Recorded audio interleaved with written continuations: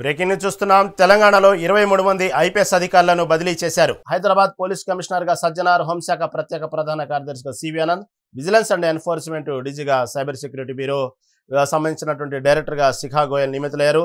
దీని గురించి మరింత సమాచారం మా సీనియర్ కరెస్పాండెంట్ శ్రీనివాస్ అందిస్తారు.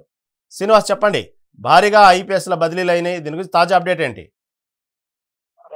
తెలంగాణలో భారీగా ఐపీఎస్ బదిలీలు అయ్యాయని చెప్పొచ్చు.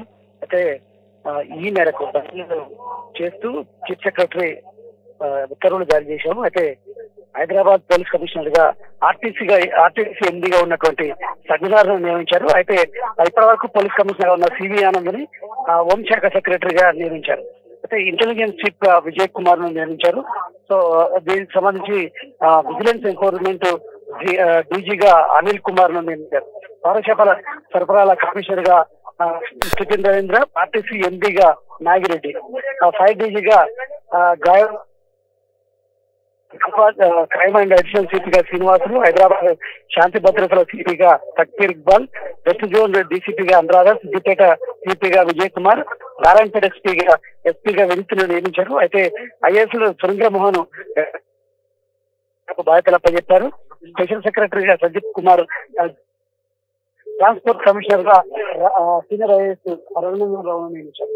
అయితే లోకల్ స్థానిక సంస్థల ఎన్నికల ముందు భారీ ఐపీఎస్ బదిలీ అనేది ప్రాధాన్యత సంతరించుకుందని చెప్పొచ్చు.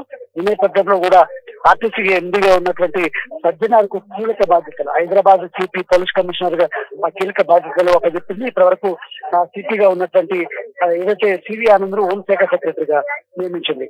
సో ఈ నేపథ్యంలో కూడా ఐఏఎస్ కావచ్చు, ఐపీఎస్ ల బదిలీలు చేపట్టిన తెలంగాణ ప్రభుత్వం, మరోవైపు మరికొన్ని ఐఏఎస్ ల బదిలీలు కూడా ఉంటాయంటూ కూడా సమాచారం. సో ఈ నేపథ్యంలో కూడా ఇవాళ రేపు మరిన్ని ఐఏఎస్ ల బదిలీలకు కూడా ఉత్తర్వులు వెలువడే అవకాశం అయితే ప్రస్తుతం కనిపిస్తుంది.